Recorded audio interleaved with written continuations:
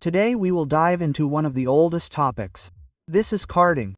This is not just stealing money from a card, but an entire industry that is thriving in 2025, despite all attempts by law enforcement agencies to strangle it. Simply put, carding is an action when carders steal your bank card data and use it for various purchases, cashing out or further resale. This is a shadow business that annually brings billions of dollars to criminals and leaves millions of people without a penny in the bank. But let's agree right away, this video is not an instruction on how to become a carder. Our goal is to show how this scheme works so that you understand how to protect yourself. We will analyze how fake online stores are created for phishing, how carders obtain card data, and how, in fact, this data is entered. Carding is, alas, not a fiction from movies about mommy hackers. This is a reality that affects millions of people. According to global reports, in 2025, losses from such schemes exceed $10 trillion. And, in fact, carding is one of the reasons. What is carding? Anatomy and analysis. Carding is a term that comes from the word cards, that is, a card is a type of fraud where attackers use stolen bank card data. These are credit, debit, or even virtual ones to actually make purchases, withdraw money, or resell them to the same hard worker as they are. A carder is not a random Vosia IT specialist from a neighboring entrance. These are long organized groups that work as a business with the division of roles, data providers, and drops. Carding is a popular and profitable topic, but you will find safe types of work in our Telegram in a post with the hashtag navigator or in a pin. Our team is looking for proven schemes of work at your own expense and shows everything with proofs, screenshots. In general, everything is as it should be. The first link to our Telegram will be in the description under this video. The history of carding began in the 80s, when the first credit cards appeared. At that time, fraudsters simply copied data from the magnetic strip.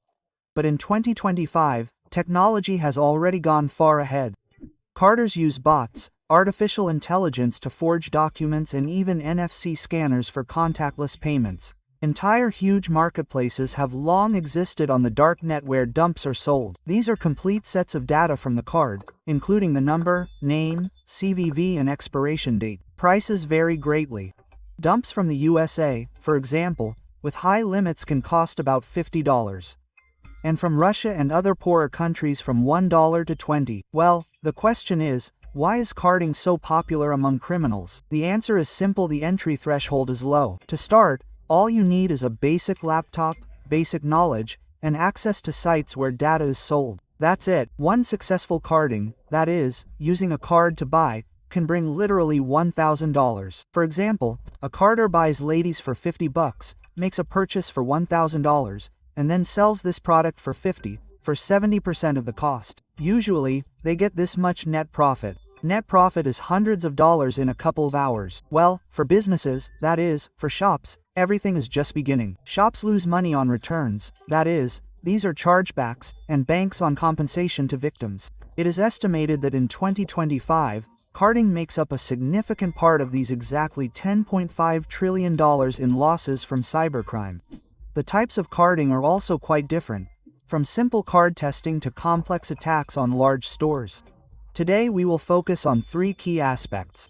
These are fake shops, data mining, and directly on the carding sites themselves. Fake shops. How phishing steals your data. One of the most popular tools of carders is fake online stores, which are created exclusively for phishing. Phishing, to put it simply, is when you are tricked into revealing your own data. And fake stores are a perfect example of this. Just imagine, you are scrolling through Instagram vKontakte and see an ad for an iPhone 16 for 30,000 rubles or AirPods for 2,000. You go to the site, and the site looks real. Beautiful design, logos, reviews, and even a green HTTPS lock in the address bar.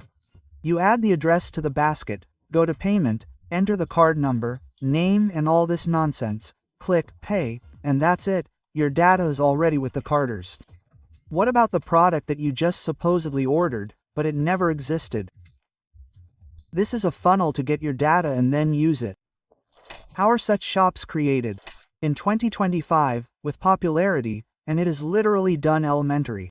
One of the options is when carders buy phishing whales on the darknet. These are ready-made website templates that copy the design of popular brands. These are Amazon, Ozon, Webera's or AliExpress. The cost of such a whale is from $50 to $200.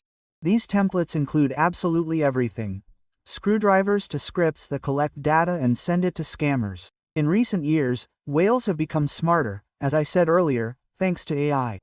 They literally generate realistic descriptions of goods, fake reviews, and even adapt to the language of the user who visits their site. Domain shop is registered to fictitious persons or through anonymous services in countries with a low level of control. Hosting is also anonymous, often paid for with crypto. HTTPS certificates are also bought for pennies or generated for free through services in the Let's Encrypt radio.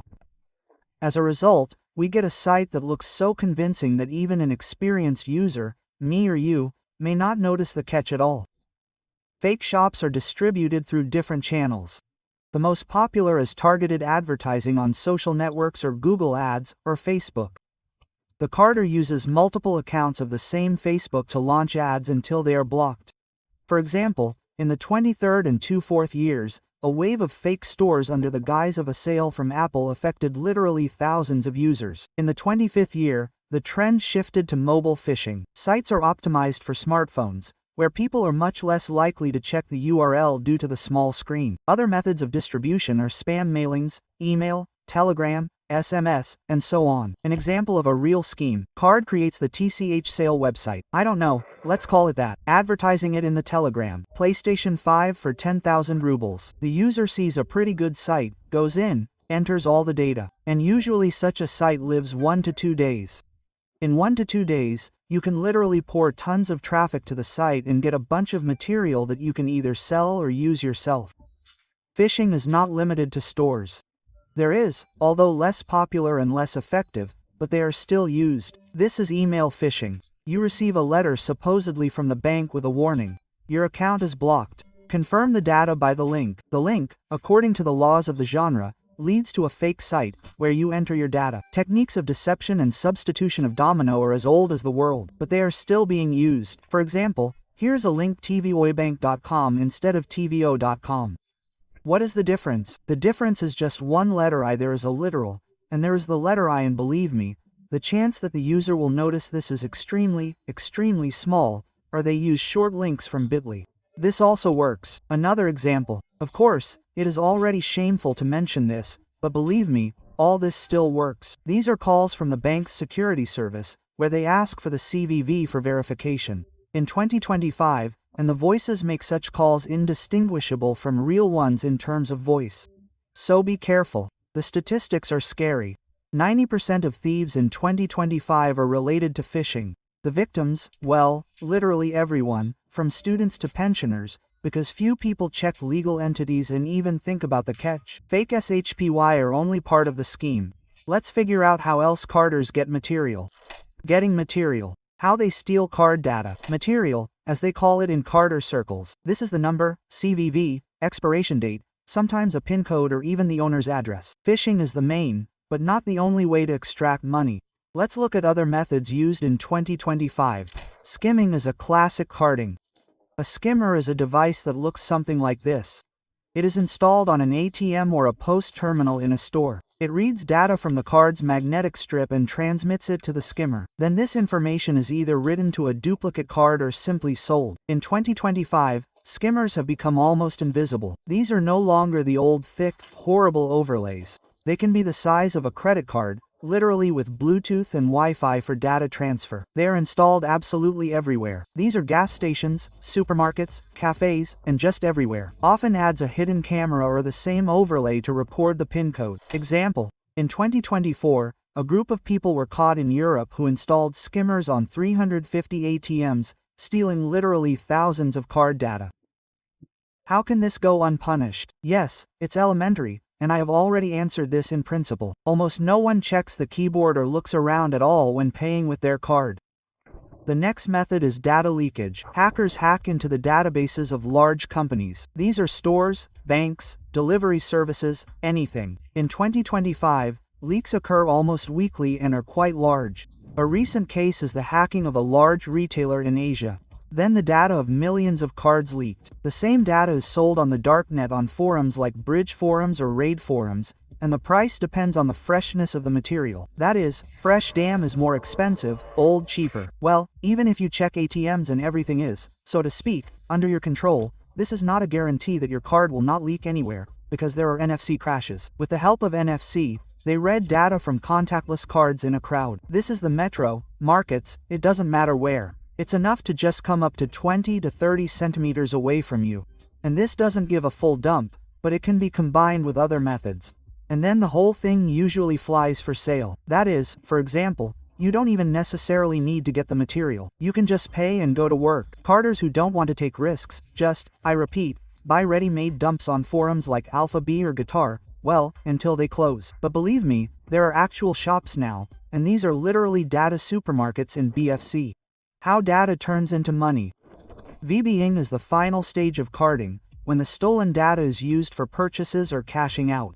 Let's figure out how it works in the 25th year. Step 1. Checking the validity. Not all dumps are alive. The card could have been blocked a long time ago, or the data is trivially old. Carders use bots to test cards through small transactions. This is $1 to $5. Usually this happens on sites with low protection, like platforms for donations or subscriptions of some very penny. If the card goes through, the card goes. But I'll tell you a secret. Not always even withdrawal of funds is necessary to find out whether the card is valid or not. Bots in the 25th year imitate human behavior, change the IP, emulate different devices so as not to fall under the fraud. Step 2. Choosing a target. Carders prefer fairly basic stores with minimal fraud, or without 3D security. This is SMS confirmation. Popular and fairly simple targets are new stores with weak protection. You buy a product and sell it, essentially, on the same day with a discount for crypto. Step 3. Preparation. For successful carding, carders use proxy and VPN,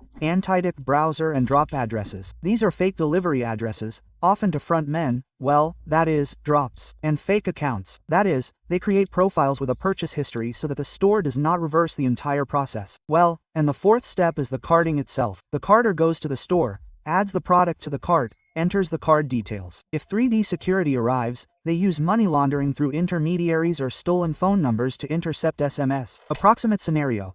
The carder buys ladies for $50, checks the material, well, the card is live, sets up the machine, that's what they call the computer or device from which they work. Warm up all the accounts from which they will card. Well, they card a laptop for $900, and then it's a piece of cake.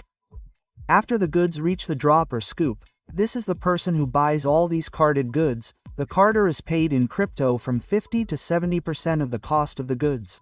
Obviously, everything depends on the volume and the product that was ordered, but this is just the average percentage on the market. All this stuff is sold, and the net profit is about $500 minimum. And just imagine, one carding takes a maximum of 2 or 3 hours of free time. Just imagine how much money is circulating there. How to protect yourself. Tips from the dark archive. Carding is definitely a threat, but you can protect yourself. Use virtual cards for online purchases with limits. Never pay with basic data. Enable two-factor authentication. Check the URLs of sites. Avoid suspicious dominoes. Do not click on links in letters or SMS from banks. Go to the bank and look there. Monitor account statements once a week, or keep an eye on balances. Use VPN in public Wi-Fi. Check ATMs for skimmers, and if your data has already been stolen, immediately block the card and report it to the bank. That's all. The rule is elementary. Carding is much closer than you think, so keep your data safe. Go to our Telegram and be sure to read the Navigator post. And, of course, subscribe to this channel and like it.